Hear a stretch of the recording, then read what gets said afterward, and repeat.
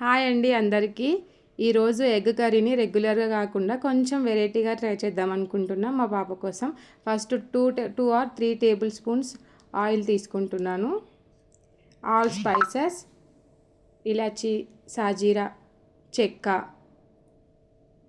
దానికి సరిపడా ఒక 3 to 4 ఆనియన్స్ కట్ చేసుకున్నాను.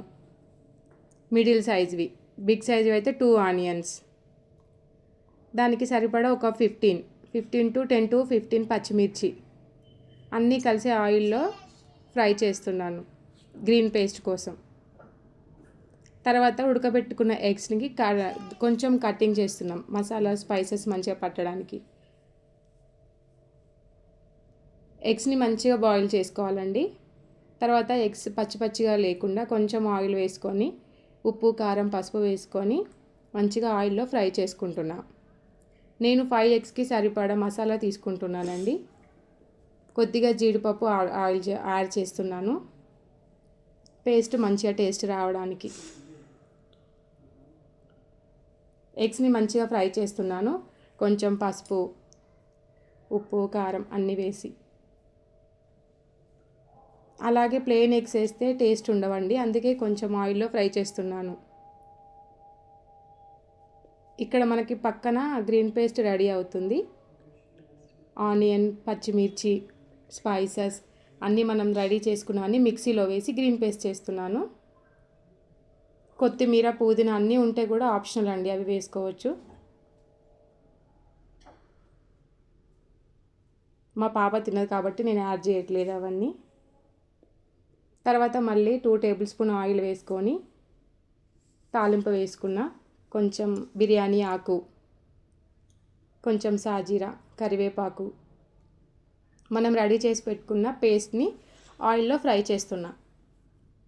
ఆయిల్లో మంచిగా ఫ్రై చేసుకోవాలండి, పచ్చివాసన పోయే వరకు ఫ్రై చేసుకోవాలి. ఆయిల్ థిక్గా మంచిగా పైకి తేలే వరకు ఫ్రై చేసుకోవాలి. నేను 4 మెంబర్స్కి సరిపోయేంత గ్రేవీ రెడీ చేస్తున్నాను. కొద్దిగా వాటర్ యాడ్ చేసుకొని పసుపు, మూత పెట్టేసుకున్నామండి. ఒక 5 minutes బాయిల్ అయిన తర్వాత ఒక 1 టేబుల్ స్పూన్ ధనియాల పొడి, గరం మసాలా వేసుకొని మిక్స్ చేసుకోవాలి. ఒక 5 minutes బాగా మిక్స్ చేసుకోవాలండి. తర్వాత ఎగ్స్ అన్నీ వేసుకొని బాగా ఉడకనివ్వాలి, ఆయిల్ పైకి రావాలి. ఎగ్స్ అన్నీ వేసుకున్న తర్వాత ఒక 5 minutes ఉడకనిస్తే టేస్టీ ఎగ్ కర్రీ రెడీ.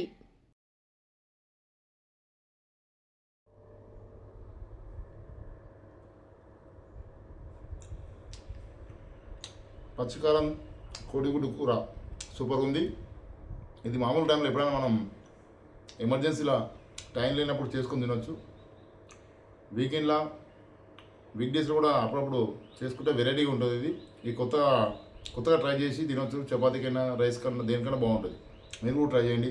అదేవిధంగా నా ఛానల్ సబ్స్క్రైబ్ చేసి, లైక్ చేసి, షేర్ చేయండి. Thank you.